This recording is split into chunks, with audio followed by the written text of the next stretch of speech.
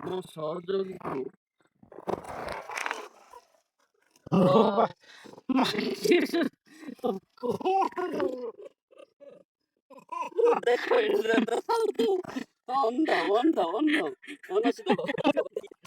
ଦେଖୁଥିବେ ବହୁତ ଜବରଦସ୍ତ ପଡ଼ିଲେ, ବହୁତ ଜବରଦସ୍ତ ମାନେ ଆପଣ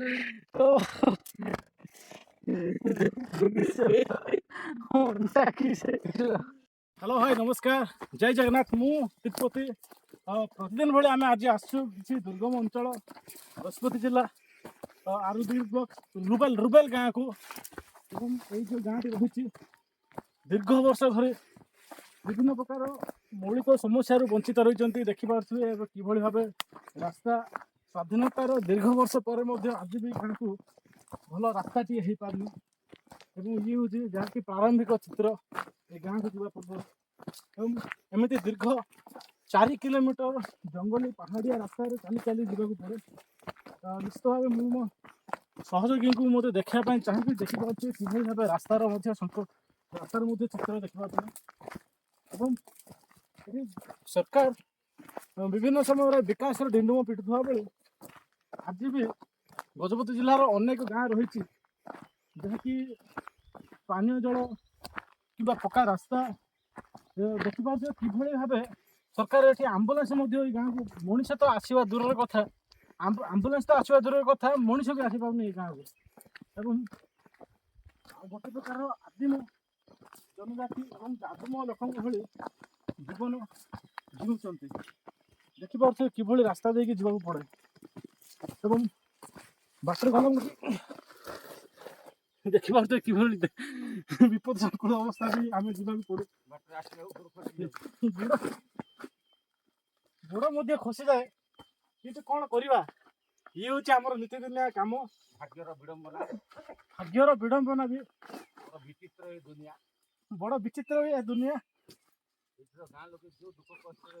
ये जो गाँ रही रुबेल गाँ दुर्गम गाँ रही रुबेल गाँ को जाऊ जाऊ पेटर भोक को सह्य न कर पारे जो जंगली आंब गछ रही आंब गछर आंब देशी आंब खाई बेले बेले पेटर भोक को मेटाइबा पड़ुचे।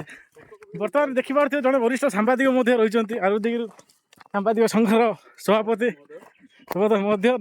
नक्षत्र न्यूज मुना कौन कहे कि कौन आ कह रास्ता तो देखुच कि जो प्रकार आसी जंगल भितर जो गली कंदी भितर पशिकी से जंगलर जंतु मैंने जो भाव गली कंदी भितर डली भितर रुहति आम तो से भाव बर्तमान जो रास्ता देके आसीचु निहाती भाव सरकार को अनुरोध करी जे संक्रांत से पदक्षेप ग्रहण करेंगे प्रशासन को निर्देश दे अंचल आदिवासी मैंने जो बसवास करमती यातायात सुविधा निमंते भल रास्ता टी तैयारी करेंगे रास्तार अभाव हेतु से बहुत दुख कष्ट निजर जीवन अतिबाहित करें बड़ कष्ट मुंडर झाड़ को तुंडे मारिकी भोक सह्य कर बर्तमान जो भाव चलुचे रास्तार आहरी एपर्तंत रुबेल गाँव में पहुँचनु तो ये कदर्य कि से जीवन यापन कर देखा लगुच निश्चित भाव जहाँकि प्रतिक्रिया नौते जो आमर जो सांबादिक संघर सभापति जो अच्छा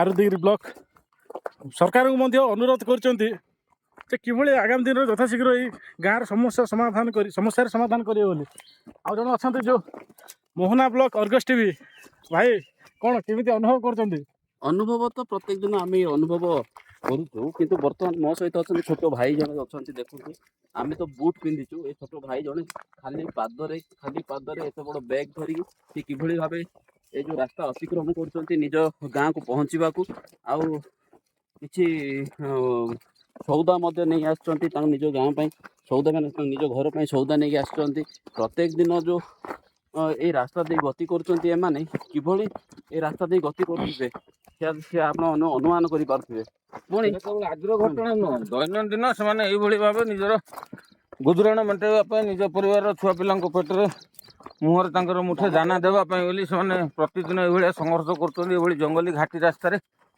पथर पथर आड़े जंगल लटा बुदा भितर जंगली सरीसृप जीवजंतुर भय को खातिर नक जो ନିଜ ଜୀବନକୁ ବାଜି ଲଗେଇକି ଯେଉଁ ପ୍ରତ୍ୟେକ ଦିନ ଦୈନନ୍ଦିନ ସେମାନେ ଯାତାୟାତ କରୁଛନ୍ତି ନିଜର ଗୁଜୁରାଣ ମେଣ୍ଟାଇବା ପାଇଁ। ବିଶେଷ କରି ଏମାନେ ଗଜପତିର ଅଧିବାସୀ ହେଇଥିଲେ ମଧ୍ୟ ଗଞ୍ଜାମ ଜିଲ୍ଲା ଉପରେ ଏମାନେ ନିର୍ଭର କରି ଚଳୁଛନ୍ତି, କାରଣ ଇଏ ହେଉଛି ଗଞ୍ଜାମ ଗଜପତିର ସୀମାନ୍ତ ଅଞ୍ଚଳ।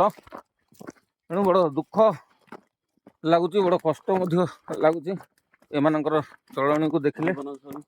ଏମାନଙ୍କର ଜୀବନ ଶୈଳୀ ବଡ଼ ବିଚିତ୍ର। କେଉଁ ଦୁନିଆରେ ଏମାନେ ଅଛନ୍ତି ତାହା ମଧ୍ୟ କହିବା କଷ୍ଟକର ହୋଇପଡ଼ୁଛି, କାରଣ ସମୁଦ୍ର ପତନ ଠାରୁ ପ୍ରାୟ 4000 କିଲୋମିଟର ଉଚ୍ଚତାରେ ଏହି ଗାଁ ସବୁ ରହିଛି। ହଁ ନିଶ୍ଚିତ ଭାବେ, ଯାହାକି କ୍ଷୋଭ ପ୍ରକାଶ ମଧ୍ୟ କରୁଥିଲେ ଆମର ଯେଉଁ ସାମ୍ବାଦିକ ଭାଇ ଯେଉଁ ଅଛନ୍ତି। ତେବେ ବର୍ତ୍ତମାନ କିଛି ସମୟ ମଧ୍ୟରେ ପହଞ୍ଚିଯିବା ସେ ଗାଁକୁ, ସେଥି ପର୍ଯ୍ୟନ୍ତ ଆପଣ ଟିକେ ଅପେକ୍ଷା କରି ରୁହନ୍ତୁ। ନିଶ୍ଚିତ ଭାବେ ଦେଖିପାରୁଥିବେ, ଦୀର୍ଘ 4 ରୁ 5 କିଲୋମିଟର ପାହାଡ଼ିଆ ଅଙ୍କା ବଙ୍କା ଏବଂ ଘାଟି ଗଡାଣି ରାସ୍ତା ଦେଇ ଆମେ ଆସି ପହଞ୍ଚି ଯାଇଛୁ ସେଇ ରୁବାଲ ଗାଁରେ। ଯାହାକି ଦେଖିପାରୁଥିବେ କିଭଳି ଭାବେ କଷ୍ଟରେ ମଧ୍ୟ ଚାଲି ଆମେ ଆସିଛୁ ଏଇ ଗାଁକୁ।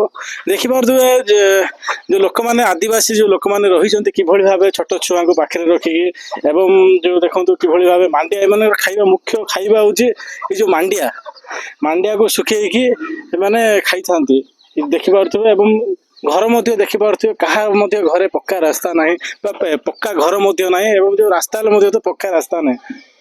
ବର୍ତ୍ତମାନ ଯେଉଁ ମହିଳାମାନେ ମଧ୍ୟ ଏଇଠି ରହୁଛନ୍ତି, ଏବଂ ମହିଳାମାନଙ୍କ ସହିତ ଆମେ ମଧ୍ୟ ପ୍ରତିକ୍ରିୟା ନେବା।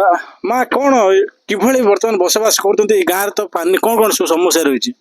ସବୁ ଜାଗାରେ ସାର ଅସୁବିଧା ରହିଛି। ସବୁ ଦେଖ, ରାସ୍ତାଘାଟ ବି ନାହିଁ, କରେଣ୍ଟ ନାହିଁ, ପାଣି ନାହିଁ, କିଛି ନାହିଁ। ଆମକୁ କରେଣ୍ଟ ନାହିଁ କି ସୋଲାର ନାହିଁ କି କିଛି ବି ନାହିଁ। ଆମେ ବହୁତ କଷ୍ଟରେ ଚଳୁଛୁ। କି ଅଙ୍ଗନବାଡି ନାହିଁ, କି ଆଶା ନାହିଁ, କି ଆମ୍ବୁଲାନ୍ସ ଆସିବାକୁ ନାହିଁ, କି ରାସ୍ତାଘାଟରେ ନେଲେ ଫିଙ୍ଗି ଦଉଛୁ, କିଏ ମରିଗଲେ କି ମେଡିକାଲ ବି। ମା, ଯୋଉ ଆମ୍ବୁଲାନ୍ସ ଆସିପାରୁନି, ଯୋଉ ଯାହାର ବି ମୁଣ୍ଡ ବଥା ହଉ, ନହେଲେ ଗର୍ଭବତୀ ଯେତେବେଳେ କି ଯନ୍ତ୍ରଣା ହୁଏ, ସେତେବେଳେ ଆପଣ ଆମ୍ବୁଲାନ୍ସ ତ ଆସିପାରୁନି, କେମିତି ନଉଛନ୍ତି ମେଡିକାଲ? ଏବେ କୋଉଠି ନଉଛନ୍ତି? ବୋଇ ନଉଛନ୍ତି ସାରେ, ଭାର ମାଧ୍ୟମରେ ନଉଛନ୍ତି ନା କେମିତି? କମ୍ବାଇ ବୋଇ ନଉଛନ୍ତି। ଆଉ କେତେ କିଲୋମିଟର ପାଖାପାଖି? ନିଶ୍ଚିତ। ଆଉ କ'ଣ ସବୁ ସମସ୍ୟା? ଯୋଉ ପିଲାମାନେ ପାଠ ସାଠ କେମିତି ପଢୁଛନ୍ତି? ସାରେ କିଛି ସ୍କୁଲ ବି ନାହିଁ, ପାଠ ପଢିବାଟା ନାହିଁ, ମୂର୍ଖ ହେଇ ରହିଛନ୍ତି। ନିଶ୍ଚିତ ଭାବେ ଏଠି ଯୋଉ ଗାଁକୁ ରାସ୍ତା ବି ନଥିବାରୁ ମାନେ କୌଣସି ପ୍ରକାର ମୌଳିକ ସୁବିଧା ମଧ୍ୟ ଏଇ ଗାଁରେ ପହଞ୍ଚି ପାରୁନି। ତେବେ ଏଇ ଯୋଉ ଇଏ ମଧ୍ୟ ଦେଖିବା, ଏଇ ଯୋଉ ତେନ୍ତୁଳିକୁ ଶୁଖେଇକି ରହିଛି, ତେନ୍ତୁଳି ଗାଁ ଲୋକମାନେ ଏଇଟା ଶୁଖେଇକି ପ୍ରତି ବର୍ଷ ତମାମ ଏଇଟାକୁ ଆଚାର ବା ଏହାକୁ ହିଁ ଖାଇଥାନ୍ତି। ନିଶ୍ଚିତ ଭାବେ ସରକାରଙ୍କୁ ମଧ୍ୟ ଯୋଉ ଆରୁଦିଗିରି ବ୍ଲକ ପ୍ରଶାସନକୁ ମଧ୍ୟ ଅନୁରୋଧ ଯେ ଏଇ ଯୋଉ ପୁରୁଣା ପାଣି ପଞ୍ଚାୟତ ଯୋଉ ରୁବାଲ ଗାଁ ଯୋଉ ରହିଛି, ଏ ଗାଁକୁ ସ୍ୱତନ୍ତ୍ର ଦୃଷ୍ଟି ଦେଇ ସମସ୍ତ ପ୍ରକାର ମୌଳିକ ସୁବିଧା ମଧ୍ୟ ଯୋଗାଇ ଦେବେ ବୋଲି ଆମେ ଆଶା ପ୍ରକଟ କରୁଛୁ।